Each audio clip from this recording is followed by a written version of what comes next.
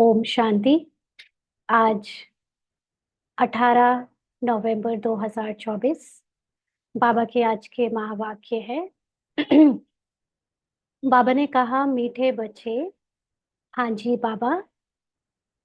बाप है अविनाशी वैद्य, जो एक ही महामंत्र से तुम्हारे सब दुख दूर कर देता है। आजकल सबको वैद्य की जरूरत पड़ रही है। हम्म।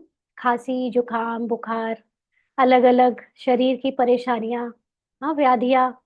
तो कोई ना कोई डॉक्टर से आए दिन ज्यादातर लोगों को मिलना जुलना होता है ना। लेकिन एक डॉक्टर है जो रोज हमसे मिलता है, वो है हमारा प्यारा अविनाशी वैद्य बाबा। तो बाबा यानी हम सब की वो हाईएस्ट कॉन्शियसनेस, उस वो जो आत्मिक स्मृति में जो सुप्रीम है, जो परम है, उस अवस्था में या उस बाबा के पास वो महामंत्र है जो हमारे सारे दुख दूर कर देता है। क्या महामंत्र है बाबा के पास? हम्म। चैट पे लिखकर बता सकते हैं बाबा के पास क्या महामंत्र है। ये सारी शरीर की बीमारियां, सारे दुख, सारी व्याधियां, जिसको हम अलग अलग दर्द के रूप में महसूस करते हैं, ये सब कहाँ हो रहा है? ये सब ड्रामा में किरदार को हो रहा है, शरीर को हो रहा है, उसके मन को हो रहा है। लेकिन बाबा सिर्फ एक बात बताता है, और वो क्या? कि तुम वो हो ही नहीं। वो शरीर तुम नहीं, वो किरदार तुम नहीं, वो व्याधि में जो दुखी मन है वो तुम नहीं। तुम तो आत्मा हो, और आत्मा कभी भी अस्वस्थ या बीमार होती ही नहीं। हाँ। तो बाबा ने जस्ट ये एक बात बताई, और हम जो किरदार का बंधन था, दुख था, उसकी जो परेशानियां थी, उससे ज्ञान से मुक्त हो गए। हाँ, एक तो आधा मुक्ति तो हमें ज्ञान से ही मिल जाती है। फिर जो बाबा का महामंत्र है, मन मना भव, है ना, वो आधा मुक्ति वो दिलाता है। क्योंकि ये जान लेने के बाद भी कि हम आत्मा हैं, शरीर नहीं, हमें फिर भी अपने को शरीर की पहचान से निकालने में समय लग जाता है। देह से अभी तक जितनी पहचाने बनाई हैं, जो भी आसक्ति और ममता रही है देह की, ना सिर्फ ये शरीर, लेकिन शरीर के साथ मिली हर वो रिश्ता, हर वो संबंध, या अलग अलग पद पोजीशन का भाव, सब कुछ हमें मन से पूरी तरह बुलाने में टाइम लगता है। तो उससे हमारे जैसे जैसे हम ड्रामा से मुक्त होते जाते हैं, हमारे सारे दुख दूर हो जाते हैं। लेकिन उसका ज्ञान की जो शुरुआत है वो महामंत्र बाबा देता है। तो बाबा ऐसा अविनाशी वैद्य है। बाबा ने प्रश्न पूछा, माया तुम्हारे बीच में विघ्न क्यों डालती है? कोई कारण बताओ। हम्म। माया की समझ होनी बहुत जरूरी है, माया के विघ्नों को पहचानने के लिए। तो जो भी चीजें विघ्न के रूप में आती हैं, माना हमको ऐसा लगता है कि जो चीजें हमारी अवस्था को, अचल अडोल अवस्था को गिरा देती है, खुशी छीन लेती है, वो सारी चीजें माया है। तो माया तुम्हारे बीच में विघ्न क्यों डालती है, कोई कारण बताओ। बाबा ने उत्तर दिया, क्योंकि तुम माया के बड़े ते बड़े ग्राहक हो, उसकी ग्राहकी खत्म होती है, इसलिए विघ्न डालती है। जब अविनाशी वैद्य तुम्हें दवा देता है, तो माया की बीमारी उथलती है, इसीलिए विघ्नों से डरना नहीं है। मन मनाभव के मंत्र से माया भाग जाएगी। माया मतलब इल्यूजन, जो झूठा ड्रामा है, जो नाटक के दृश्य है, उसको जब हम सच मान लेते हैं, तो उससे हमारी जो आत्मा की सत्य अचल अडोल अवस्था है वो हिलने लगती है। यानी वो हमें ऐसे फील होती है कि इस कारण से हम अपने आत्मा के आनंद को, शांति को अनुभव नहीं कर पा रहे। जबकि वो एक इल्यूजन है, बिल्कुल वैसा ही जैसे डेजर्ट में, रेगिस्तान में वो एक मिराज होता है। दूर दूर से देखने में आएगा कि पानी का कुछ तालाब है या कोई पॉन्ड है, लेकिन जब पास जाओ तो वहां कुछ भी नहीं होता। तो हम सब बच्चे बाबा के जब बनते हैं, तो हम सब के अंदर वापस से आत्मा के अनुभव में टिकने का जो पुरुषार्थ शुरू हो जाता है, उसको माया आ, आगे बढ़ने के लिए अपने क्योंकि हम सब ने पिछले 63 जन्म से उस उन्हीं इल्यूजन्स को, उन्हीं झूठी बातों को सच मान के चले। तो जब माया कोई ऐसी जीती जागती इंसान तो है नहीं कि उसको पता चल जाता है कि वो उसकी ग्राहकी छूट छूट रही है तो वो हमारे पीछे पड़ जाती है या गुंडे लगा देती है। ऐसा तो कुछ नहीं है ना। माया कोई पर्सन नहीं है। माया का मतलब है हमारे ही अंदर 63 जन्म से जो झूठी स्मृतियां, झूठी पहचाने और कमजोरियां जो संस्कार और संकल्पों के रूप में हमारे सूक्ष्म शरीर में जमा हो रखी हैं। जितना हमारे अंदर कचरा जमा हो रखा है, देह भान का, देह अभिमान का, वही चीजें जब हम आत्मा जागृत होती है और वो अपनी शक्तियों को वापस इमर्ज करती है, उनका आवाहन करती है, तो ऊपर जो जमी ये कचड़े की जो लेयर्स हैं, पहचाने हैं, झूठी इल्यूजन वाली बातें हैं, वो सब कुछ हमारे अंदर उलट खाती है। उलट खाने का मतलब है अभी तक हम उनमें कंफर्टेबल थे, खुद को उस इल्यूजन में रखकर कंफर्टेबल थे, तब माया कोई विघन या परेशान नहीं करती थी। ऐसे तो दुखी उसमें भी थे, माया से दुखी थे तब तो भगवान को बुलाते थे और तब तो उससे छूटना चाहते थे। लेकिन क्योंकि वो झूठी पहचानों ने हमको कंफर्ट दे रखा था कि यही सत्य है।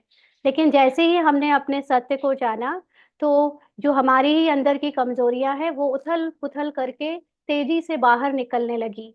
जैसे कि एक कमरे में जब बहुत जाले लग जाते हैं और जब आप झाड़ू लेकर साफ करने लगो तो जितने भी उसके अंदर छोटे छोटे से वो वेब बनाने वाले कीड़े होते हैं, क्या बोलते हैं उनको, मकड़ियाँ। हाँ, तो मकड़ जाले के बाहर से निकल निकल कर भागती हैं इधर उधर, है ना। और फिर जो जाले नहीं भी दिख रहे थे वो दिखना शुरू हो जाते हैं।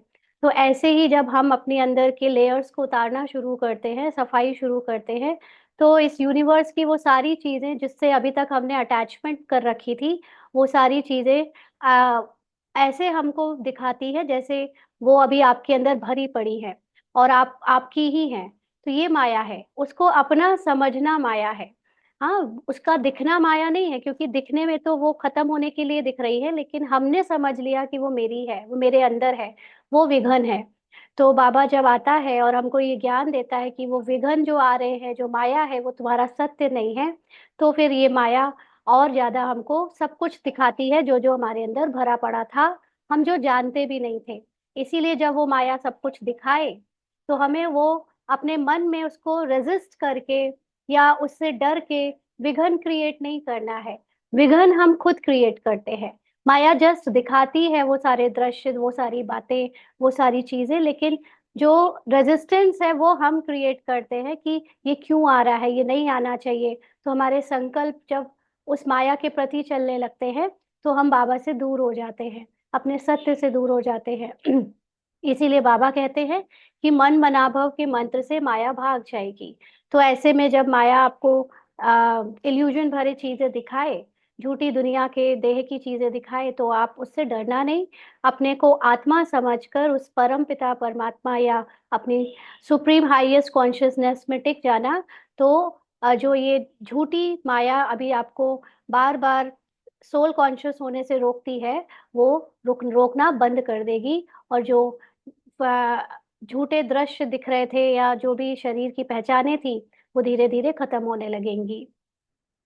ओम शांति। बाप बैठ बच्चों को समझाते हैं। मनुष्य मन की शांति कह हैरान होते हैं, रोज कहते भी है ओम शांति, परंतु इसका अर्थ ना समझने के कारण शांति मांगते ही रहते हैं। तो रोज तो ओम शांति केवल बाबा के बच्चे ही कहते हैं, कि बाहर वाले मनुष्य भी कहते हैं। तो अगर बाबा के बच्चों से बाबा बात कर रहा है तो अभी तो बाबा हमसे ही बात कर रहा है ना। तो बाबा हमसे भी ये कह रहा है कि जब बच्चे मन की शांति मांगते हैं ओम शांति कहने के बाद भी, तो अभी भी बच्चों ने ये समझा नहीं है कि शांति क्या है, उसका अर्थ नहीं समझते, इसलिए बाहर से मांगते हैं। कहते भी है आई एम आत्मा, अर्थात आई एम साइलेंस। हम्म तो आज बाबा ने आत्मा की आत्मा का कंपैरिजन साइलेंस से किया, ना कि पॉइंट ऑफ लाइट से। हम्म। आई एम आत्मा, तो बाबा ये भी तो कह सकता था I am point of light, लेकिन उससे क्या फर्क पड़ता है पॉइंट ऑफ लाइट हो जाने से? बट साइलेंस से फर्क पड़ता है। यानी आत्म जब ड्रामा की सारी चुरपुर खत्म हो जाती है, सारी पहचाने, सारे डायलॉग, सारे जितनी भी स्मृति, कुछ भी बुद्धि में था या संस्कारों में था या मन में था, देह से रिलेटेड, वो सब शांत हो जाता है। तो केवल जो बचती है वो है आत्मा। हाँ। तो आत्मा साइलेंस का ही रूप है, इसलिए आत्मा को देखा नहीं जा सकता। जब एकदम साइलेंस हो जाती है, दैट मीन्स आत्मा है। तो बाबा कहते हैं हमारा स्वधर्म है साइलेंस। तो आत्मा जो बाहर किरदार में, जो उसका मन है, वो अभी बाहर शांति शांति करता रहता है, ढूंढता रहता है। जबकि अगर वो मन ही बंद हो जाए, मन के संकल्प बंद हो जाए, संस्कार और जो भी पुरानी स्मृतियां इमर्ज होना बंद हो जाए, तो वो ऑटोमेटिकली साइलेंस हो जाता है। फिर जबकि स्वधर्म शांति है, तो फिर मांगना क्यों? जो चीज मैं खुद ही हूँ, वो मुझे दूसरों से क्यों मांगना? क्योंकि जो चीज का ज्ञान नहीं है, वो चीज हमें लगता है कि हमें दूसरों से लेना है, जबकि हम उसी से भर बने हैं। तो बाबा कहते हैं अर्थ ना समझने के कारण फिर भी मांगते रहते हैं। तो ये तो मनुष्यों की बात हो गई जो ज्ञान नहीं जानते। लेकिन हम बाबा के बच्चे भी तो भले ही जान गए कि हाँ, हम आत्मा है ही शांत स्वरूप, लेकिन अभी भी तो बाबा से शांति शांति मांगते रहते हैं। योग कैसे लगाते हैं कि बाबा की शांति की किरणें मेरे अंदर जा रही है, जबकि मैं हूं ही शांत स्वरूप। तो बाबा से शांति की किरणें लेनी है, या बाबा के सामने बैठकर अपने शांत स्वरूप को याद करना है? हम्म। यथार्थ योग क्या है कि मैं हूं ही शांत स्वरूप बाबा के जैसी, इस स्मृति को इमर्ज करना है। लेने में तो लगेगा कि पता नहीं कब तक भरेगी। हम्म। तुम समझते हो यह रावण राज्य है, परंतु यह भी नहीं समझते हैं कि रावण सारी दुनिया का, आम और भारत का खास दुश्मन है। इसलिए रावण को जलाते रहते हैं। ऐसा कोई भी मनुष्य है जिसको कोई वर्ष वर्ष जलाते हो? रावण राज्य का मीनिंग तो बाबा ने हमको यथार्थ समझाया है। अभी तक तो हम लोग समझते थे कि रावण त्रेता युग में था, और रावण का मीनिंग है कि अपने को आत्मा ना समझ, शरीर समझना, शरीर की सारी झूठी पहचानों को अपना सत्य समझना, ये रावण है। तो दुनिया में तो सभी अपने को शरीर समझते हैं, इसलिए पूरी दुनिया का दुश्मन भी है। लेकिन खास भारत का दुश्मन इसलिए है क्योंकि भारत एक ऐसी धरनी थी, ऐसी ऐसा खंड था जहां कभी सब पूरी तरह सोल कॉन्शियस थे, और वो ही पूरी तरह अब देह भान में आ गए, बॉडी कॉन्शियस हो गए। इसलिए भारत का वो खास दुश्मन है। तो भारतवासी उसे बार बार जलाते हैं। जबकि कोई मनुष्य कितना भी बड़ा पापी हो और उसका पुतला फूका जाए, तो एक तो उसका पुतला उसके जीते जी फूकते हैं, उसके मर जाने के बाद हर साल उसका पुतला नहीं फूकते। लेकिन रावण का पुतला तो हम लोग कब से फूक रहे हैं। तो इसको बाबा कहते हैं कि इसको तो जन्म जन्मांतर और कल्प कल्पांतर जलाते आए हैं, क्योंकि यह तुम्हारा दुश्मन बहुत बड़ा है। हम्म। पांच विकारों में सब फंसते हैं। यानी ये ये चीज याद रखनी है, ना तो माया ना तो रावण कोई मनुष्य ह्यूमन फॉर्म नहीं है। ये दोनों चीजें हमारी स्मृति में है। हमारे ही अंदर माया है और हमारे ही अंदर रावण है, कोई बाहर भी नहीं है। कि हम जो देख रहे हैं कि सारी दुनिया विकारों में डूबी पड़ी है, वो रावण है। हमारे अंदर जो हम विकारों में डूबे पड़े हैं, हमारी स्मृति जो विकारों से बार बार आकर्षित होती है और जो बार बार देह भान में जाती है, देह की स्मृति पहचानों को याद करती है, वो रावण, वो माया सब हमारे अंदर है। इसलिए बाहर देखकर उसको छोड़ देना, इससे इसको कहेंगे कि अभी पुरुषार्थ में परिपक्वता नहीं आई है। अंदर करना है सारा खेल, जो काम है, पुरुषार्थ है, वो सब अंदर करना है। पांच विकारों में सब फंसते हैं। जन्म ही भ्रष्टाचार से होता है, तो रावण का राज्य हुआ। भ्रष्टाचार मतलब जब बुद्धि भ्रष्ट हो जाती है। हाँ, बुद्ध कहते हैं ना, बुद्धि भ्रष्ट हो गई है। तो बुद्ध जो देवताओं की बुद्धि दिव्य बुद्धि थी, वो बुद्धि द्वापर से द्वैत में आने के कारण भ्रष्ट हो जाती है और यथार्थ सत्य असत्य को पहचान नहीं पाती। इसलिए मन की जो झूठी पहचाने हैं, संकल्प है, उसको सच समझकर उसके पीछे पीछे उसी को जीने लगती है। तो इसलिए उसको कहते हैं कि उसमें सब भ्रष्टाचार से पैदा हुए, यानी एक झूठी स्मृति से पैदा हुए। द्वापर युग भी शुरुआत किससे हुई? एक संकल्प से हुई। वो कौन सा संकल्प था? जब माया ने आत्मा से द्वैत कर लिया, यानी अलग हो गया। अभी तक सतयुग त्रेता में जो मन था, वो आत्मा के साथ मर्ज था ऑलरेडी। उसकी पहचान सेम थी एज आत्मा, सतो प्रधान और सतो था। लेकिन द्वापर से ये मन अपनी अलग पहचान बनाने लगता है। आत्मा सो जाती है, आत्मा की शक्ति कम हो जाती है ड्रामा अनुसार। तो फिर वो मन अपनी पहचान जब बनाता है बाहर से, शरीर से जुड़ी हुई, तो उससे शुरू होता है एक तो संकल्प कि मैं अलग हूँ और सब अलग है, सब दूसरे हैं। फिर शुरू होती है सबके रोल को देखकर सबको अलग अलग देखना, और फिर उनके रोल से प्रभावित होकर अपने हिसाब किताब बनाना। तो ये द्वापर से शुरू होता है, भ्रष्टाचार से रावण का जन्म हुआ, यानी हम सब के अंदर झूठी दूसरी स्मृति का जन्म हुआ। इस समय अथाह दुख है। इसका निमित्त कौन? देखा जाए तो हम अपने ही अंदर देखेंगे। हम संसार का दुख नहीं देखेंगे, हम अपने ही अंदर सब कुछ देखेंगे तो कितनी चीजों में हम डिस्टर्ब्ड होते हैं, अपनी अवस्था को खराब कर लेते हैं, इरिटेट होते हैं, क्रोध करते हैं। तो ये सारा दुख का ही तो पार्ट है। इसका निमित्त कौन? रावण, यानी झूठा भान। यह कोई को पता नहीं दुख किस कारण होता है। यह तो राज्य ही रावण का है। अपने को शरीर समझ लेना, यही पूरा रावण है। सबसे बड़ा दुश्मन ये है। हर वर्ष उसकी एफिजी बनाकर जलाते रहते हैं, दिन प्रतिदिन और ही बड़ा बनाते जाते हैं। अब तो ये हालत है कि रावण बने बनाए बिकने लगे हैं टॉयज की तरह, और जाओ अपने घर ले जाओ खरीद के और जलाओ घर ही में। तो बच्चे बच्चे अपने घर ले जाकर जलाते हैं। पहले तो बनाते थे, अब तो बने बनाए बिकने लगे तो खरीद के ले जाते हैं। दुख भी बढ़ जाता है। तो बाहर जो चीजें दिखती है वो हमारे ही संकल्पों का मैनिफेस्टेशन है ना? जो हम सोचते हैं अंदर, वो बाहर दिखने लगता है। तो इसलिए हम अपने को शरीर सोचते हैं, समझते हैं, इसलिए जो दुखी होती है आत्मा, आत्मा नहीं लेकिन उसका मन, वो ही दुख बाहर भी बढ़ता हुआ दिखता है। इतने बड़े बड़े साधु संत, महात्माएं, राजाएं आदि हैं, परंतु एक को भी यह पता नहीं है कि रावण हमारा दुश्मन है, जिसको हम वर्ष वर्ष जलाते हैं। यानी खुद को शरीर समझना ही ये सबसे बड़ी अज्ञानता की बात है, जो हमारा दुश्मन है। रावण यानी इस अज्ञानता को हम हर वर्ष जलाते हैं और फिर खुशी मनाते हैं, खुश होते हैं ये सोच के कि कोई वो ह्यूमन फॉर्म है, इसलिए मर गया करके खुश होते हैं।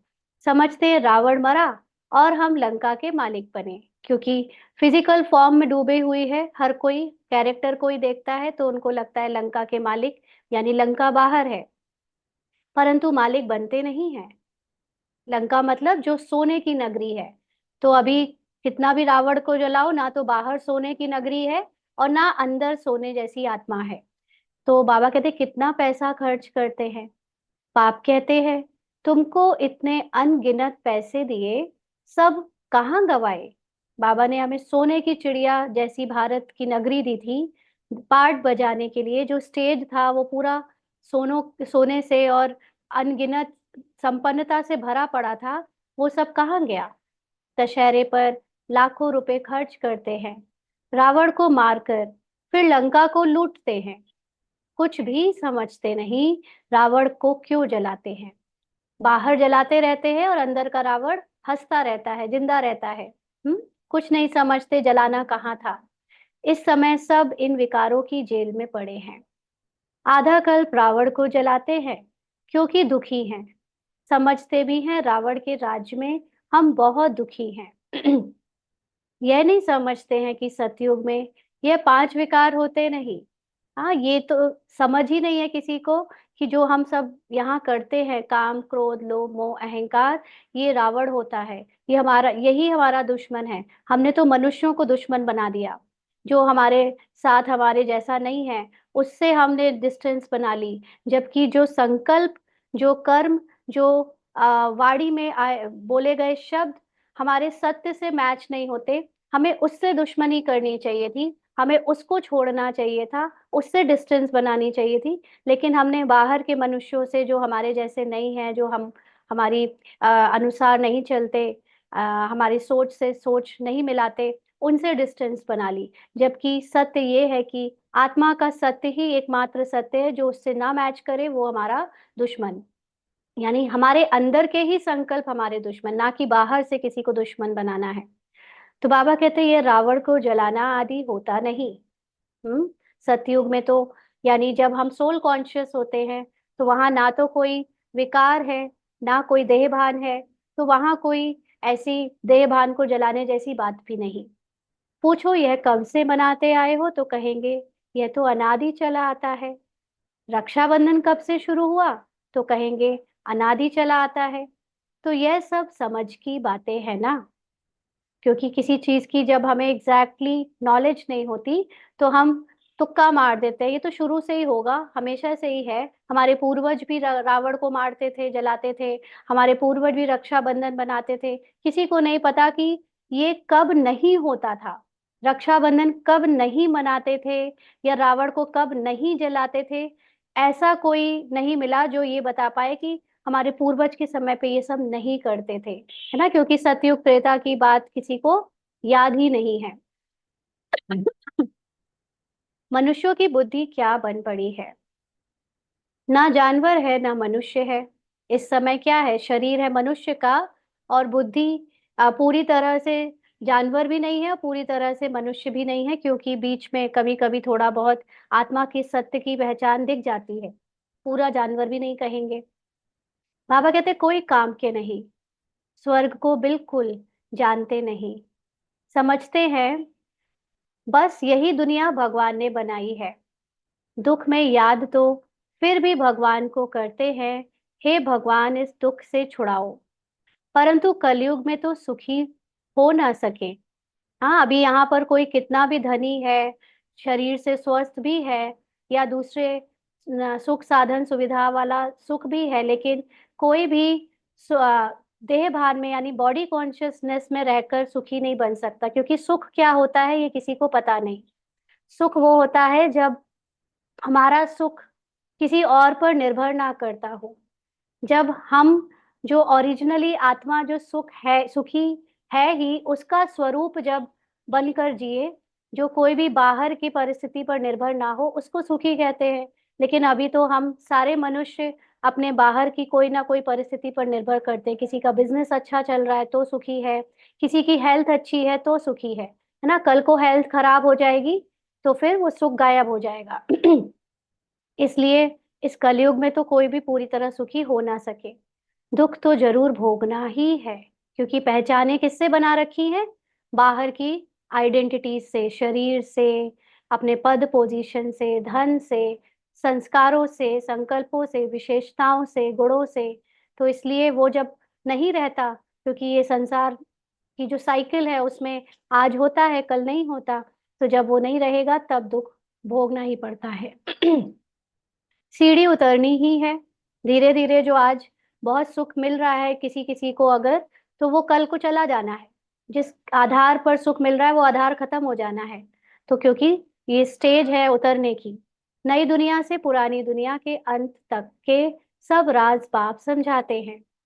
बच्चों, बच्चों पास आते हैं तो बोलते हैं कि सब दुखों की दवाई एक है, अविनाशी वैद्य है ना। 21 जन्मों के लिए सबको दुखों से मुक्त कर देते हैं। वह वैद्य लोग तो खुद भी बीमार हो जाते हैं। यह तो अविनाशी वैद्य है। हाँ, शरीर में जो वैद्य होते हैं डॉक्टर्स या आयुर्वेदिक वैद्य भी, उनका खुद का ही शरीर कोई ना कोई पहचान लिए होता है, हिसाब किताब लिए होता है, तो वो भी बीमार होते हैं। लेकिन जो कभी शरीर था ही नहीं, जो निराकारी आत्मा है, जो कभी बदलती नहीं, वो अविनाशी वैद्य बाबा है ना। तो बाबा कभी बीमार नहीं होता। यह भी समझते हो, दुख भी अथाह है और सुख भी अथाह है। बाप अथाह सुख देते हैं। यानी ये नॉलेज ये स्मृति कि मैं सोल हूँ, मैं आत्मा हूँ, इसी से अथाह सुख मिलता है। वहां दुख का नामो निशान नहीं होता। सोल कॉन्शियस स्थिति में कोई दुख नहीं होता। सुखी बनने की ही दवाई है। सिर्फ मुझे याद करो तो पावन सतो प्रधान बन जाएंगे, सब दुख दूर हो जाएंगे। तो बाबा को याद करो माना, अपने को आत्मा समझ बाबा के समान अपने सत्य की यानी निराकार आत्मा की स्मृति में टिक जाओ। तो धीरे धीरे जो तमो प्रधान मन है वो वापस जर्नी रिटर्न जर्नी पे आएगा, और वापस वो रजो होते हुए फिर सतो प्रधान आत्मा के साथ मैच कर जाएगा, तो उसमें मर्ज हो जाएगा। और जो सारे दुख ही मन के कारण है। ये मन ने अगर अलग पहचान ना बनाई होती तो दुख के झूठे माया ना दिखती। और वो मन जब बुद्धि जब दिव्य हो जाती है, उस दिव्य बुद्धि से मन कंट्रोल होना शुरू हो जाता है। बाबा की याद से हम बार बार अपने को आत्मा समझते हैं, तो वो मन की पहचानें खत्म होने लगती है। और धीरे धीरे पूरी तरह खत्म हो जाने से सारे जो दुख मन के द्वारा क्रिएट किए गए थे वो दुख खत्म हो जाते हैं। फिर सुख ही सुख होगा। गाया भी जाता है, बाप दुख हरता सुख करता है। आधा कल्प के लिए तुम्हारे सब दुख दूर हो जाते हैं। तुम सिर्फ अपने को आत्मा समझ बाबा को बाप को याद करो। आत्मा और जीव दो का खेल है। हम्म दो चीजें संसार में मिलाकर पार्ट बजाती हैं ड्रामा में के मंच पे, रंगमंच पे। तो ये क्या क्या है? शरीर यानी पांच तत्व, जीव, और उसमें एनर्जी देने वाली, उसको प्रकाशित करने वाली आत्मा। निराकार आत्मा अविनाशी है और साकार शरीर विनाशी है। इनका खेल है। जैसे कॉस्ट्यूम, कॉस्ट्यूम को पहनने वाली शक्ति, जब ये शरीर उसमें शरीर के अंदर वो शक्ति आ जाती है तो वो कॉस्ट्यूम के साथ पार्ट प्ले होने लगता है। अब बाप कहते हैं देह सहित देह के सब संबंधों को भूल जाओ। तो देह के सब संबंध का मतलब सिर्फ ये नहीं होता कि लौकिक में हमने जो शरीर के रिश्ते हैं उनको भूलना है। भूलने का मतलब है उनसे अपनी पहचान बनाना बंद करो कि मैं किसी की माँ हूँ, पत्नी हूँ, बहन हूँ, सास हूँ, है ना, पति हूँ। इस तरह के संबंधों को अपनी पहचान समझना बंद करो। अपनी सत्य पहचान को पहचानो। यानी मैं सिर्फ आत्मा हूँ, मैं किसी का कोई शरीर का संबंध नहीं हूँ। इस स्मृति में टिको। और सिर्फ ना ही संबंधों में, लेकिन और भी बहुत सारी पहचानें बना रखी है हमने, है ना, जो संस्कार है, विशेषताएं हैं, गुण है, सोच है, बिलीफ सिस्टम है, उससे भी हमने पहचान बना रखी है। उसको भी अब भूलते जाओ। वो सब कुछ मेरा नहीं है। ड्रामा में मुझे डायरेक्टर की स्क्रिप्ट ने दिया था, वो सब वैसा ही बोलने को, करने को, समझने को, वो सब होता रहता है। बाकी ये मैं नहीं हूँ, इतना याद रखना है। गृहस्थ व्यवहार में रहते अपने को ऐसा समझो कि हमको अब वापस जाना है। अंडरलाइन। इसीलिए बाबा बार बार कहता है मैं गृहस्थियों को बेहद का वैराग्य सिखाने आया हूँ। सन्यासी तो सब छोड़ छाड़ के चले जाते हैं निर्वृत्ति मार्ग में, वो सब कुछ नहीं पा सकते जो गृहस्थी वाले पा सकते हैं। क्योंकि गृहस्थ व्यवहार में ही भगवान खुद आकर ये अपनी कमाल दिखाता है कि कैसे गृहस्थियों में जो विकारों के संबंध बन गए थे, देह भान की पहचानें बनी हुई थी, सबसे ज्यादा कचड़े में, कीचड़ में डूबे हुए थे, उनको कैसे भगवान ने कमल के समान न्यारा बनाकर दिखाया। तो इसलिए हमको सबके साथ रहते हुए बुद्धि से उनसे वो पहचानों को खत्म करना है। बाबा कहते पतित तो जा ना सके। जो अपने को देह समझते हैं वो जा नहीं सकते, मतलब कोई आना जाना की बात नहीं है, लेकिन वो अपने हाईएस्ट कॉन्शियसनेस में टिक नहीं सकते। वो अपनी सुप्रीम साइलेंस की अवस्था को पा नहीं सकते। इसीलिए मामेकम याद करो तो सतो प्रधान बन जाएंगे। और कंप्लीट साइलेंस की अवस्था बनती ही तब है जब ये शरीर और ड्रामा की सारी डायलॉग्स खत्म हो जाते हैं, अंदर स्मृति में आना भी बंद हो जाते हैं। तो इसलिए हमें यहाँ पर रहते हुए ही धीरे धीरे सबके प्रति संकल्पों को शांत करना है। और सबके प्रति जो होना है, काम होने हैं, जिम्मेदारियां होनी है, वो ड्रामानुसार ऑटोमेटिकली इस किरदार के साथ होती रहेंगी। मेरा बस इतना काम है कि मैं अपनी सतो प्रधानता को याद करूं, बाबा समान स्थिति में टिक जाऊं। बाप के पास दवाई है ना, यह भी बताता हूँ, माया विघन जरूर डालेगी। विघन क्या है? अब शरीर बीमार हो गया ना, शरीर बीमार हो गया तो उसमें आपको जो दर्द हो रहा है, जो बार बार अनकॉन्शियसनेस हो रही है, उसमें बुद्धि जा रही है, तो आप अपने को आत्मा नहीं समझ पा रहे हो। बीमारी माया नहीं है, लेकिन बीमारी जो शरीर को हुई है और जो मन उसको फील कर रहा है, उससे पहचान बनाना माया है, उसको सत्य समझ लेना माया है। ऐसे ही जो बाहर की परिस्थितियां आती है, परिस्थिति माया नहीं है, लेकिन परिस्थिति से अपने पहचान हटा ना पाना, अपनी स्मृति से उसको भुला ना पाना, ये वो माया है। जैसे मान लीजिए किसी ने अभी अभी आपको कुछ कह दिया, उसने कह दिया, वो माया नहीं है, लेकिन उसके कहने के बाद वो जो आप बार बार सोचे चले जा रहे हो उसके बारे में, उससे उसको उस बात को बुरा महसूस करे चले जा रहे हो, जिसके कारण अपने आत्मा के सत्य को याद नहीं कर पा रहे हो, हाईएस्ट कॉन्शियसनेस में नहीं टिक पा रहे हो, वो माया हमारे ही अंदर है। हम बात को इतना बतंगड़ बना लेते हैं, हम बात को लंबे समय तक याद रखते हैं, हम चीजों को इतनी बड़ी चीज समझ लेते हैं कि हम अपनी जो बड़प्पन है, अपना जो महानता है, उसको भूल जाते हैं। वो माया है। बाकी बाहर से जो चीजें आती है वो तो सिर्फ पेपर है, दिखाती है कि तुम्हारी अवस्था अभी कितनी अच्छी है, कितना तुम सोल कॉन्शियस बने हो या नहीं बने हो। तो बाबा कहते तुम रावण के ग्राहक हो ना।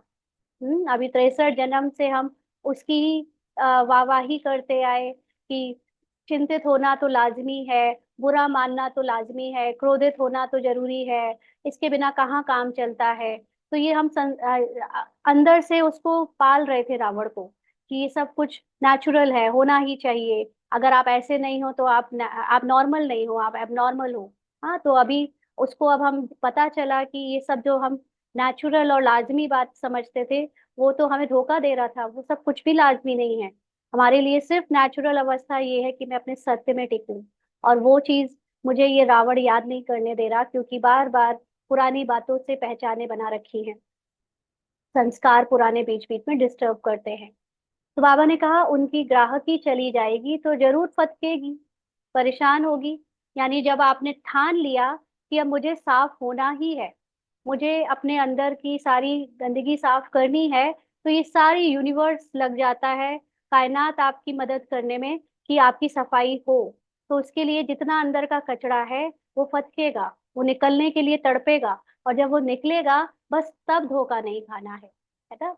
तो बाप समझाते हैं यह तो पढ़ाई है, कोई दवाई नहीं है। सिर्फ पढ़ लेने से आपके अंदर शक्ति नहीं आएगी कि आप उन चीजों का सामना कर पाओ। दवाई तो है याद की यात्रा, यानी अपने को बार बार आत्मा समझ निराकार परमात्मा की याद में, हाईएस्ट कॉन्शियसनेस को अपने अपनी महिमा बनाकर याद करना।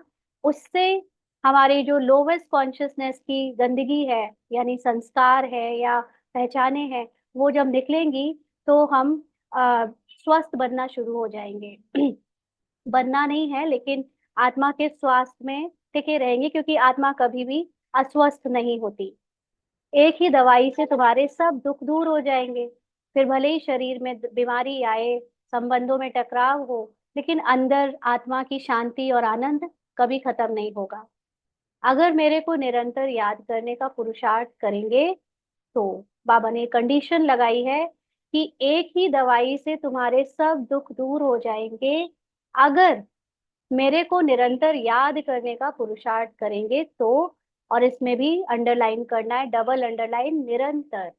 तो हम सब लोग जो एक एक सेकंड में बाबा को याद करते हैं, वो जमा होता है हमारी निरंतर याद की स्थिति बनाने के लिए। तो जितना हमारा याद का टाइम बढ़ता जाएगा, यानी सोल कॉन्शियसनेस का टाइम बढ़ता जाएगा, उतने ही दुख कम होते जाएंगे। भक्ति मार्ग में ऐसे बहुत हैं जिनका मुख चलता ही रहता है, कोई ना कोई मंत्र राम नाम जपते रहते हैं, उनको गुरु का मंत्र मिला हुआ है, इतना बार तुमको रोज अब जपना है। उनको कहते हैं राम के नाम की माला जपना, इसको ही राम नाम का दान कहते हैं। ऐसी बहुत संस्थाएं बनी हुई हैं। राम राम जपते रहेंगे तो झगड़ा आदि कोई करेंगे नहीं, बिजी रहेंगे। कोई कुछ कहेगा तो भी रिस्पॉन्स नहीं देंगे, बहुत थोड़ा ऐसा करते हैं। यहाँ फिर बाप समझाते हैं राम राम कोई मुख से कहना नहीं है, ना राम राम कहना है, ना दूसरों को बार बार सुनाना है कि मैं बाबा बाबा कहता हूँ, है ना। ये तो अपने अंदर बाबा के साथ बातें करनी है, अंदर ही अंदर बाबा को याद करना है। बाबा कहते हैं यह तो अजपा जाप है, सिर्फ बाप को याद करते रहो। तो बाबा को याद करने का मतलब ये नहीं है कि सिर्फ बाबा शब्द याद करना है, लेकिन बाबा याद करने की फुल डेफिनेशन है, पहले अपने को आत्मा निश्चय करो, शरीर के भान से निकलो, और फिर उस निराकार परमात्मा को जो कि पूरी तरह से हर भान से मुक्त है, वो हाईएस्ट कॉन्शियसनेस को उसकी महिमा के साथ याद करो, ताकि मुझे मेरी महिमा भी उस वक्त याद आ जाए, मैं उसमें टिक जाऊं। तो बाप कहते हैं मैं कोई राम नहीं हूँ, राम तो त्रेता का था, जिसकी राजाई थी, उनको तो जपना नहीं है। अब बाप समझाते हैं भक्ति मार्ग में यह सब सिमरण करते, पूजा करते, तुम सीढ़ी नीचे ही उतरते आए हो।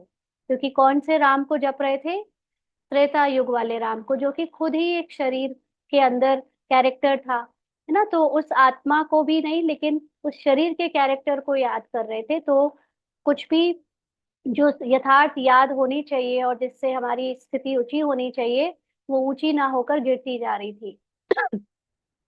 क्योंकि वह सब है अनराइटियस, राइटियस तो एक ही बाप है।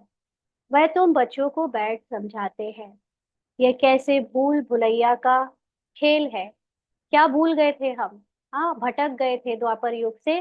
जैसे ही मन ने अपनी हरकत करना अलग से शुरू किया, द्वैत आया, तो चीजों के टुकड़े टुकड़े हो गए, है ना। सारी दृष्टि हमारी बट गई, और सब में हम अलग अलग देखने लगे, सबके रोल के अकॉर्डिंग। तो हम भटक गए कि कौन सही कौन गलत, किसको यथार्थ समझे किसको नहीं समझे। तो ये विस्मृति के कारण हुआ, अपने को आत्मा भूल जाने के कारण हुआ। जिस बाप से इतना बेहद का वर्षा मिलता है, उनको याद करे तो चेहरा ही उनका चमकता रहे, खुशी में चेहरा खिल जाता है, मुख पर मुस्कुराहट आ जाती है। किसके मुख पर मुस्कुराहट आएगी? जिसको ये बात अच्छे से समझ आ गई है कि ये सब नाटक चल रहा है, और ये सारी सफरिंग, ये सारा दुख, चाहे वो मेरे अंदर, मेरे किरदार के अंदर का था, चाहे वो संसार का था, ये सब झूठा है, एकदम नाटक है। सब झूठी एक्टिंग कर रहे हैं। तो जिसको ये ज्ञान समझ आ गया कि मैं आत्मा हूँ, ये ड्रामा में सब कुछ चल रहा है, तो उसे तो दूसरों को देख देख के मुस्कुराहट ही आएगी, क्योंकि सब कैसे दुखी होने की एक्टिंग में डूबे पड़े हैं, अपने को शरीर समझते हैं। और मैं उससे निकल आई, क्योंकि इस ज्ञान से, बाबा की याद से मेरे अंदर पावर आ गई कि मैं अब साक्षी दृष्टा हो सकूं। तो बाबा कहते तुम जानते हो, बाप को याद करने से हम यह बनेंगे। आधा कल्प के लिए हमारे सब दुख दूर हो जाएंगे। ऐसे नहीं कि बाबा कुछ कृपा करेंगे, है ना। कोई कोई ऐसे समझता है कि इनके ऊपर कुछ एक्स्ट्रा कृपा है भगवान की, इसलिए ये लोग ज्ञान में ज्यादा आगे जाते हैं। ऐसा नहीं है, कृपा नहीं है, लेकिन उनकी ड्रामा में आसक्ति नहीं है। वो ड्रामा से कोई बहुत अटैच्ड नहीं है, और वो अपने सत्य के स्मृति में या सत्य के पीछे उनका लगाव ज्यादा है, इसीलिए वो आगे जाते हैं। तो बाबा कोई कृपा अलग से करता है, ऐसा नहीं। बाबा कहते नहीं, यह समझना है कि हम बाप को जितना याद करेंगे, उतना सतो प्रधान बन जाएंगे। ये बुद्धि जो अनुभव करते हैं कि हम आत्मा है, और जो अनुभव नहीं कर पाते कि हम आत्मा है, उन दोनों में क्या अंतर है? कि वो एक है जो अनुभव नहीं कर पा रहे हैं, उनके अंदर ड्रामा की पहचान, ड्रामा से लगाव और शरीर की बातों से लगाव ज्यादा है। वो ज्यादा समय अपनी देह भान की बातों में बिताते हैं। और जिनकी अवस्था आत्मानुभवी है, उनकी अवस्था ऐसी इसलिए है क्योंकि उनको ड्रामा में लगाव नहीं, उनके अंदर कोई भी पड़पंच की बातें नहीं, और वो अपने सत्य में ही ज्यादा रमण करते हैं, इसलिए उनके अंदर आत्मा अनुभवी स्थिति ज्यादा बन जाती है। और धीरे धीरे करके सतो प्रधान बन जाते हैं। तो बाबा कहते हैं ये लक्ष्मी नारायण विश्व के मालिक कितने हर्षित मुख हैं, ऐसा बनना है। तो जिसको पता है कि संसार में मैं रंगमंच में केवल एक खेल खेल रहा हूँ, वो क्यों दुखी होगा? उसको तो आनंद आएगा अपने हर किरदार को प्ले करते हुए। बेहद के बाप को याद कर अंदर में खुशी होती है, फिर से हम विश्व का मालिक बनेंगे। फिर से यानी हम फिर से एक्टिंग में जाकर संसार के सबसे हाईएस्ट रोल को प्ले करेंगे। यह आत्मा की खुशी के संस्कार ही फिर साथ चलेंगे। अभी इस समय ब्राह्मण जीवन में जिनको अंत के पहले खुशी अनुभव नहीं हुई लंबे काल तक, वो फिर त्रेता युग में जाएंगे। क्यों? क्योंकि त्रेता युग में राम और कृष्ण के बीच में यही अंतर है कि राम वियोगी थे और कृष्ण योगी थे। वियोगी का मतलब बार बार भूलना, याद करना, भूलना, याद करना, और भू जितने बार भूले उतनी बार दुखी हुए, इसलिए वो राम बने। तो इस समय अगर हम बाबा को बार बार भूलते हैं और बार बार दुख में जाते हैं, दुख का पार्ट ज्यादा बज रहा है, तो हम त्रेता युगी हैं। और अगर हम निरंतर से रहना सीख चुके हैं, संस्कार हमारा खुशी का डेवलप हो गया, नहीं किरदार की वजह से नहीं, लेकिन आत्मा की स्मृति की वजह से, आत्मा के सत्य आनंद में टिकने की वजह से, तो वो फिर सतयुग में जाएंगे, कृष्ण की दुनिया में। वहां पर सब खुश रहते हैं, रास लीला करते हैं, और वही संस्कार उनको डिवाइड करेगा सतयुग और त्रेता युग के बीच में। मोस्ट इम्पॉर्टेंट पार्ट जो है वो है खुशी का। क्योंकि साइलेंस की अवस्था तो हम सबको टेम्परली अभी अनुभव होती है, लेकिन हाईएस्ट कॉन्शियसनेस पे सबको साइलेंस अनुभव हो जाएगा, वो तो फिर खुशी और दुख से भी परे हो जाएंगे। लेकिन बाबा को अभी हमारे संस्कार परमानेंट पहले खुशी के बनाने हैं। तो इसलिए वो ये ज्ञान हमें जितना याद रहता है ड्रामा का, अपने सत्य का, और हम उसको जितना प्रैक्टिस में लाते हैं, उतने ही हमारे खुशी के संस्कार पर पक्के होते जाते हैं। बाबा कहते हैं फिर जब वो खुशी के संस्कार सतयुग ले जाएंगे, तो फिर थोड़ा थोड़ा कम होता जाएगा। इस समय माया तुमको बहुत हैरान करेगी। माया कोशिश करेगी तुम्हारी याद को बुलाने की। सदैव ऐसे हर्षित मुख रह नहीं सकेंगे। अभी ये भी बता रहा है बाबा कि जब तक ड्रामा में अभी पार्ट हमारा देह भान का चल रहा है, तब तक हर्षित मुख रह नहीं सकेंगे। लेकिन बाबा ने कहा था ना कि अंत के समय पर आपको माया कम परेशान करेगी। माया कम किसको परेशान करेगी? जो आत्माभिमानी हो जाएगा उसको। माया मतलब ये झूठा इल्यूजन, रावण या ड्रामा। अब जब वो सोल कॉन्शियस की स्थिति में टिकने लगा है, मैक्सिमम टाइम टिका रहता है, तो उसको फिर इल्यूजन कैसे परेशान करेगा? तो बाबा कहते हैं सदैव ऐसे हर्षित मुख रह नहीं सकेंगे, जरूर कोई समय घुटका खाएंगे। मनुष्य जब बीमार पड़ते हैं तो उनको कहते भी होंगे कि शिव बाबा को याद करो, परंतु शिव बाबा है कौन यह किसी को पता नहीं, तो क्या समझ याद करें, क्यों याद करें? हाँ, मनुष्य मतलब जो ज्ञान नहीं जानते, तो उनको कुछ भी नहीं पता शिव को कैसे याद करें, क्यों करें। तुम बच्चे तो जानते हो, बाप को याद करने से हम तमो प्रधान से सतो प्रधान बनेंगे। यानी जब शरीर बीमार भी है, शरीर में बहुत दुख भी है, क्योंकि कोई परिस्थिति है, तब भी हम बार बार अपने को आत्मा समझकर उस हाईएस्ट सतो प्रधान स्थिति को याद करेंगे। तो ये जो नीचे के वाइब्रेशंस की किरदार में परिस्थितियां बन रही हैं, चाहे शरीर चाहे बाहर, वो उससे हम निकलते जाएंगे, लगाव हमारा खत्म होता जाएगा, तो हम हाईएस्ट कॉन्शियसनेस की तरफ बढ़ जाएंगे। देवी देवता सतो प्रधान है ना, उनको कहा ही जाता है डीटी वर्ल्ड।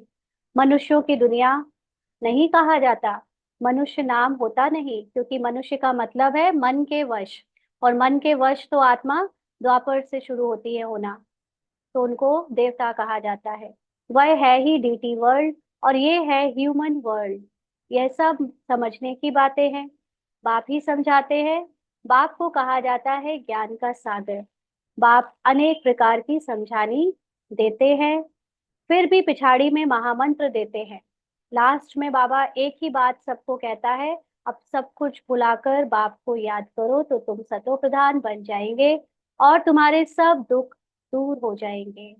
अभी 1 मिनट के लिए सभी अशरीरी हो जाए और अपने को सारी ड्रामा की स्मृति से मुक्त कर बाबा के निराकार स्थिति में स्थित होकर याद करें।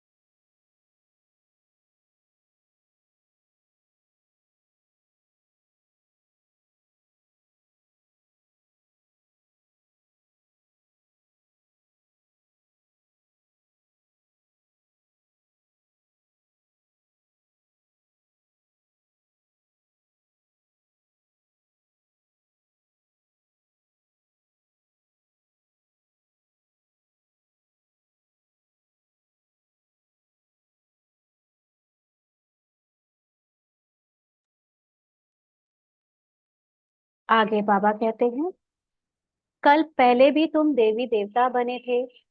तुम्हारी सीरत देवताओं जैसी थी। सीरत का मतलब वृत्ति, यानी हमारे अंदर जो स्मृति थी वो देवताओं के जैसी थी। वहां कोई उल्टा सुल्टा बोलते नहीं थे। देवता मतलब सदा दाता, देने वाला। क्या देने वाला? अपनी आत्मिक स्मृति में टिककर, औरों को उनके पार्ट से ना देखकर उनके सत्य को देखना, और उसके साथ जो भी हो सके वो सदा देते रहना, ना कि किसी से कुछ मांगने की कामना करना, है ना। तो ये तो कलयुग की बातें हैं, जब द्वापर से शुरू हुई हैं, जहाँ हम सिर्फ मांगने का, किसी से कुछ लेने का भाव रखने लगे। बाबा कहते वहां कोई भी उल्टा सुल्टा बोलते नहीं थे। ऐसा कोई काम ही नहीं होता। वह है ही डीटी वर्ल्ड। ये है ह्यूमन वर्ल्ड। डीटी माना देने वाला वर्ल्ड, और ह्यूमन मतलब जहाँ मनुष्य मन के वश होकर सिर्फ इच्छाएं करता रहता है। फर्क है ना। यह बाप बैठ समझाते हैं। मनुष्य तो समझते हैं डीटी वर्ल्ड को लाखों वर्ष हो गए। यहाँ तो कोई को देवता कह नहीं सकते। देवताएं तो स्वच्छ थे। महान आत्मा देवी देवता को कहा जाता है, मनुष्य को कभी नहीं कह सकते। यह है रावण की दुनिया। रावण बड़ा भारी दुश्मन है। इन जैसा दुश्मन कोई होता नहीं। हर वर्ष, और इतना बड़ा दुश्मन क्यों है? क्योंकि ये बाहर नहीं, हमारे अंदर है ना। अभी तक तो दुश्मन बाहर से अगर कोई होता है तो आप उनसे भाग सकते हो, दूर हो सकते हो, दूरी बना सकते हो। लेकिन अंदर जो दुश्मन बैठा है, मन में जो दुश्मन बैठा है, उससे कैसे बचे? इसलिए सबसे भारी दुश्मन है। हर वर्ष तुम रावण को जलाते हो। यह है कौन? किसी को पता नहीं है। कोई मनुष्य तो नहीं है। देखो, है ना, कोई मनुष्य तो है नहीं। यह है पांच विकार। इसीलिए इनको रावण राज्य कहा जाता है। पांच विकारों का राज्य है ना। सब में पांच विकार है। सब में पांच विकार का मतलब सबके कैरेक्टर में पांच विकार है। आत्मा का सत्य विकारों वाला नहीं है। आत्मा का सत्य जान लेने के बाद, आत्मा के सत्य में टिक जाने से हम कैरेक्टर के पांच विकारों को साक्षी होकर देख सकते हैं कि कैसे रोल में, कैरेक्टर में विकारों की कोई ना कोई कचड़ा, कोई ना कोई बात, चाहे वो बीमारी के रूप में ही क्यों ना हो, आती रहती है। तो बाबा कहते हैं ये दुर्गति और सदगति का खेल बना हुआ है। अभी तुमको सदगति के टाइम आदि का भी बाप ने समझाया है, दुर्गति का भी समझाया है। दुर्गति जब बॉडी कॉन्शियस हो जाते हैं, और सदगति जब सोल कॉन्शियस बनते हैं। तुम ही ऊंच चढ़ते हो, फिर तुम ही नीचे गिरते हो। शिव जयंती भी भारत में ही होती है। रावण जयंती भी भारत में ही होती है। आधा कल्प है दैवी दुनिया। लक्ष्मी नारायण राम सीता का राज्य होता है। अभी तुम बच्चे सबकी बायोग्राफी को जानते हो। महिमा सारी तुम्हारी है। नवरात्रि पर पूजा आदि सब तुम्हारी होती है। तुम ही स्थापना करते हो। जो नौ देवियां हैं, वो नौ देवी का मतलब है वो नौ शक्तियां हैं।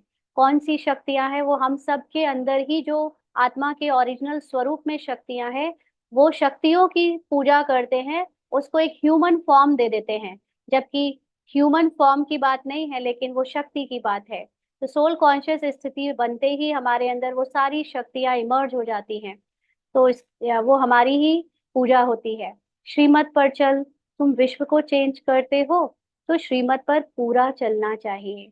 श्रीमत मतलब अपने को आत्मा समझने से हम विश्व को चेंज करते हैं, मतलब हम अपने ही स्मृति को चेंज करते हैं। अंदर कलयुग से सतयुग में परिवर्तन होता है। तो वो जो स्मृति होती है, उस स्मृति से बाहर की दुनिया, जो कि एक बैकग्राउंड है ड्रामा का, वो भी चेंज होना शुरू हो जाता है। तो जैसे जैसे हमारे अंदर आत्मा की स्मृति जागती जाएगी, बनती जाएगी, वैसे वैसे अंदर की दुनिया में सतयुग आता जाएगा, और बाहर भी सतयुग आ जाएगा। लेकिन कब? जब हम पूरा, यानी 100% आत्मा के अनुभव में टिकेंगे। इसको बाबा कहते हैं पूरा श्रीमत पर चलना चाहिए ना। तो नंबरवार पुरुषार्थ करते रहते हैं। सब अपनी स्मृति को नंबरवार चेंज कर रहे हैं। स्थापना होती रहती है। इसमें लड़ाई आदि की कोई बात नहीं। अभी तुम समझते हो ये पुरुषोत्तम संगम युग है। देखो बाबा जो बात कह रहा है कि इसमें लड़ाई आदि की कोई बात नहीं माना। बाहर से लड़ाई करने का कोई मतलब नहीं है। बाहर की दुनिया तब तक चेंज नहीं हो सकती जब तक मैं आत्मा अपने अंदर की स्मृति को चेंज ना करूं, तब स्थापना हो जाएगी। तो यह पुरुषोत्तम संगम युग है ही बिल्कुल अलग। अभी तक संसार में बाहर की दुनिया के परिवर्तन के लिए बाहर सब कुछ किया गया। अब बाहर की दुनिया के परिवर्तन के लिए अंदर करने की बारी आई है। इसलिए उसको बिल्कुल अलग कहा जाता है समय। पुरानी दुनिया का अंत, नई दुनिया का आदि। किसके अंदर? हमारे अंदर। बाप आते ही हैं पुरानी दुनिया को चेंज करने, यानी हमारी अंदर की पुरानी स्मृतियों को पूरी तरह से बदल नई बनाने। तुमको समझाते तो बहुत है, परंतु बहुत हैं जो भूल जाते हैं। भाषण के बाद स्मृति आती है, यह पॉइंट समझानी थी। हूबहू कल्प कल्प जैसे स्थापना हुई है वैसे होती रहेगी। जिन्होंने जो पद पाया है वही पाएंगे। सब एक जैसा पद नहीं पा सकते हैं। ऊंच से ऊंच पद पाने वाले भी हैं, तो कम से कम पद पाने वाले भी हैं। जो अनन्य बच्चे हैं वह आगे चलकर बहुत फील करेंगे। यह साहूकारों की दासी बनेंगी, यह राजाई घराने की दासी बनेंगी, यह बड़े साहूकार बनेंगे जिनको कब कब इनवाइट करते रहेंगे। हाँ, आगे चलकर जो हमारे अंदर कॉन्शियसनेस है, सोल कॉन्शियस स्थिति है, उसके अलग अलग लेवल के कारण खुद में ही ऐसी फीलिंग आती जाएगी। क्योंकि बाबा ने कहा है ना, अंत में साक्षात्कार होगा। तो साक्षात्कार ऐसे नहीं जो अभी तक हम समझते थे कि कृष्ण दिख गया, विष्णु दिख गया, वो साक्षात्कार नहीं, बल्कि अपनी आत्मा के पद का साक्षात्कार खुद को होगा। और क्योंकि हमारी वाइब्रेशंस सोल कॉन्शियसनेस के जो भी स्थिति में टिकी हैं, उससे हमें दूसरों की भी वाइब्रेशन से पता चलता जाएगा कि कौन क्या बनेगा।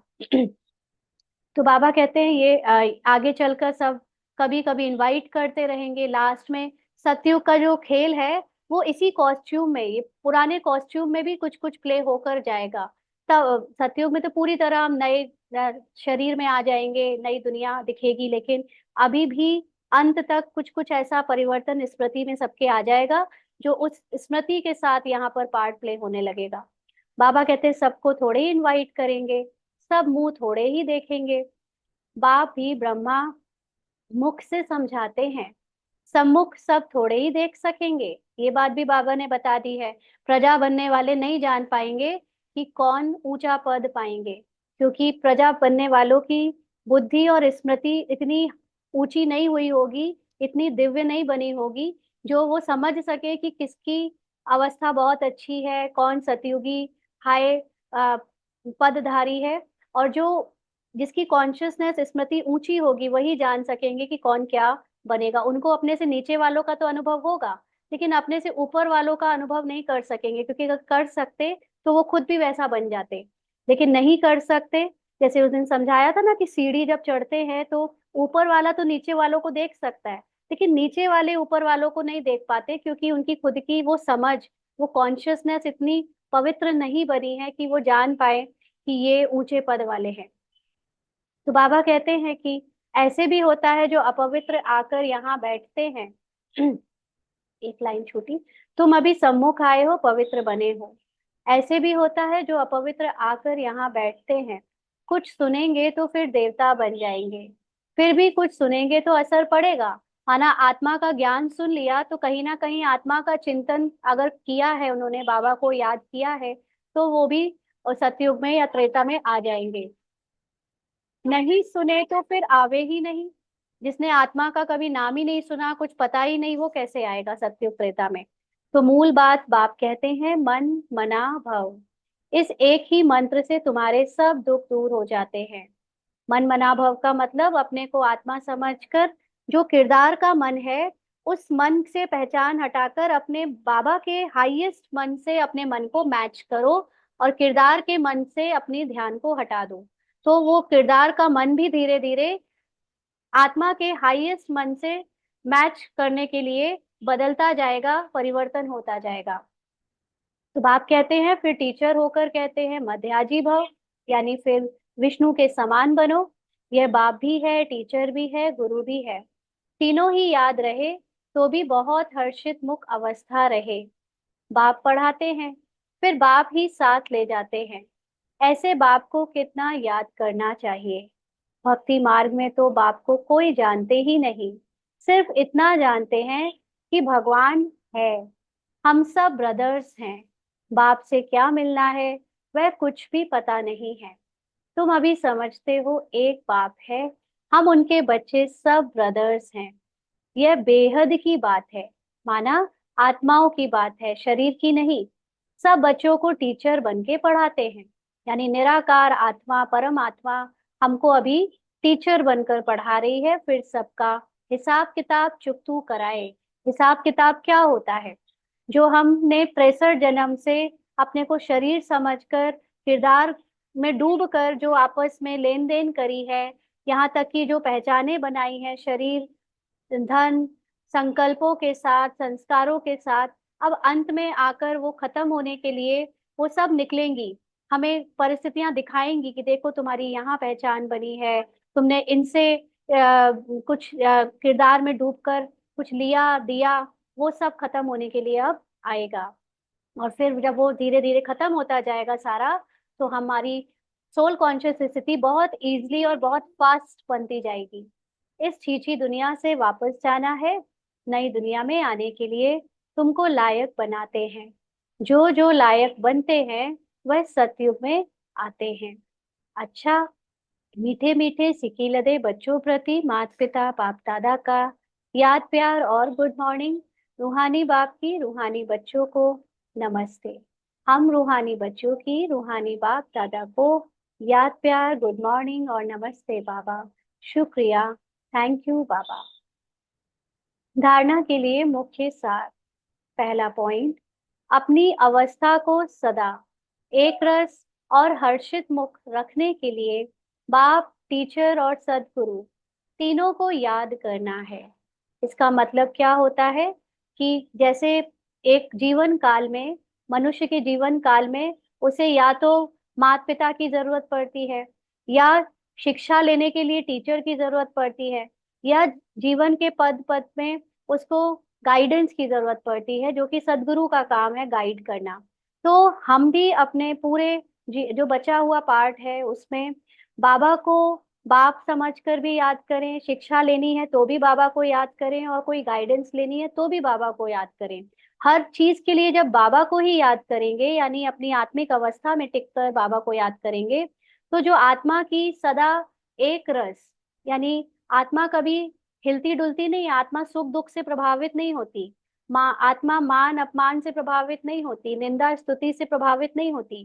तो वो आत्मा की अवस्था में जब टिके रहेंगे, रोल में चाहे कुछ भी उथल पुथल हो, लेकिन मैं आत्मा सदा आनंद में हूँ ये ज्ञान, और सदा अचल अडोल हूँ ये स्मृति मुझे पार्ट में भी हर्षित मुख रखेगी।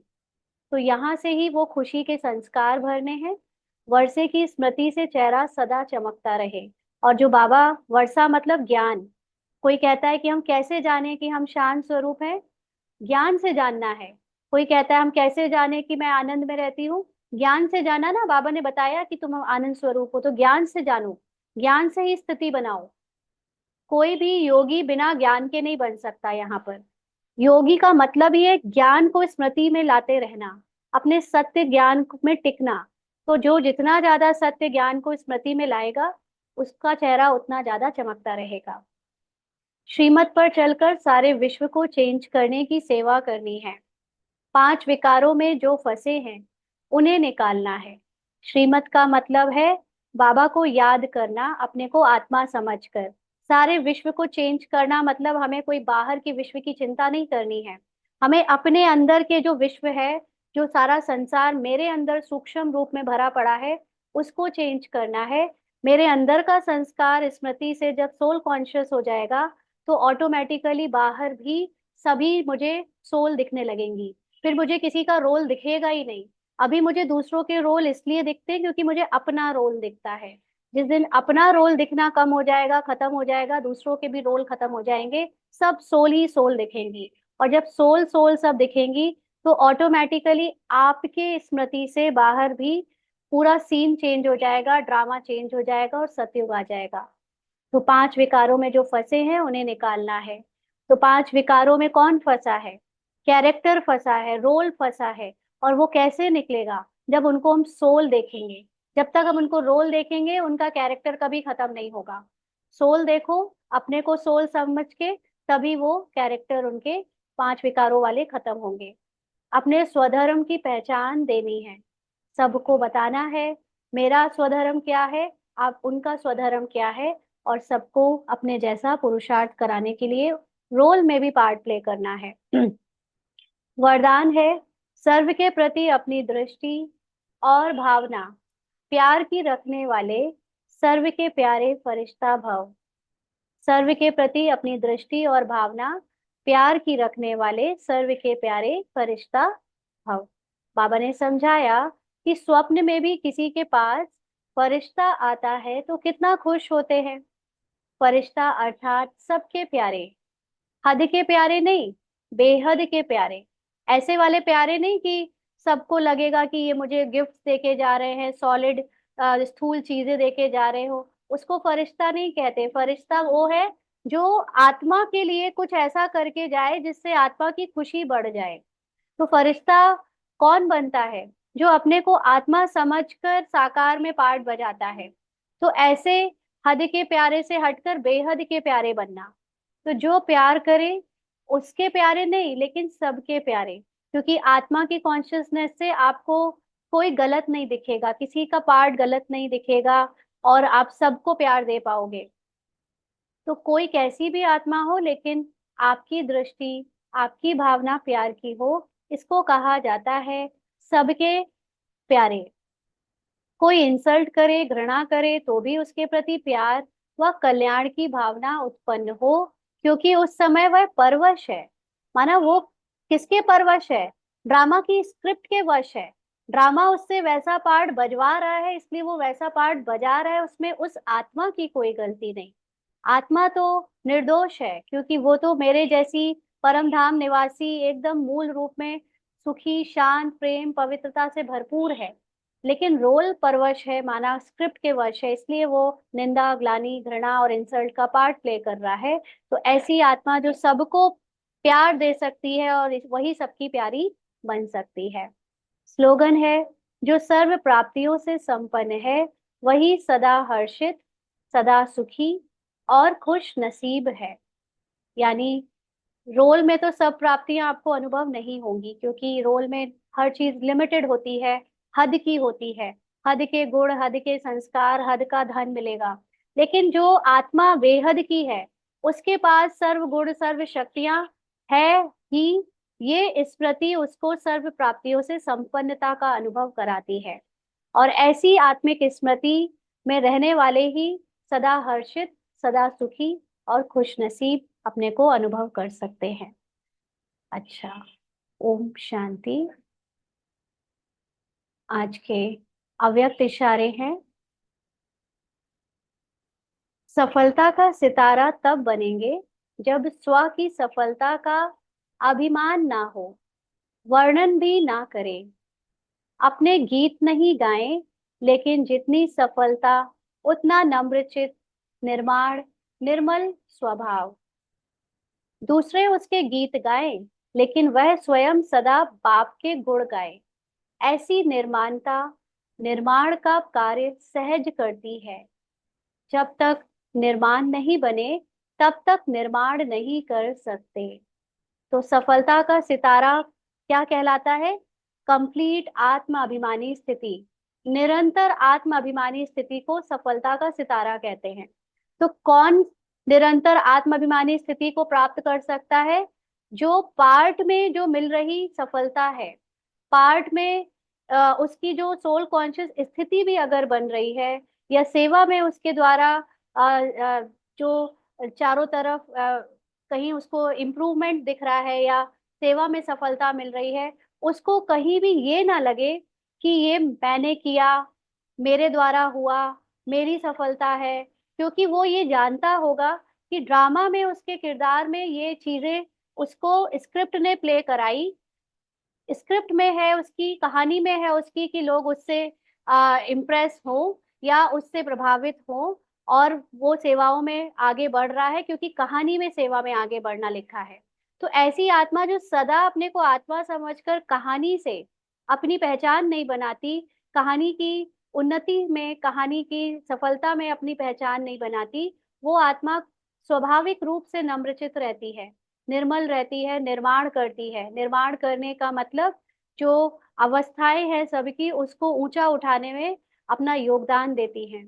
दूसरे भले उनके गीत गाते रहे कि ये भाई ये बहन उनके रोल की तारीफ करते रहे, बहुत अच्छा करती है, बहुत अच्छा सुनाता है ये, लेकिन वो खुद हमेशा अंदर से बाबा को ही महसूस करे कि वाह बाबा वाह, तू बजवा रहा है ये पार्ट, तू कर रहा है सब कुछ। और नाम भले ही हद के रोल का दूसरे लोग करे, लेकिन मैं खुद के रोल का वर्णन भी ना करूं, क्योंकि मुझे पता है कि ये रोल बना बनाया पहले से फिक्स्ड है। तो ऐसी आत्मा जो ऐसी निर्माण रह सकती है, वही निर्माणता का कार्य सहज कर सकती है। अच्छा। ओम शांति।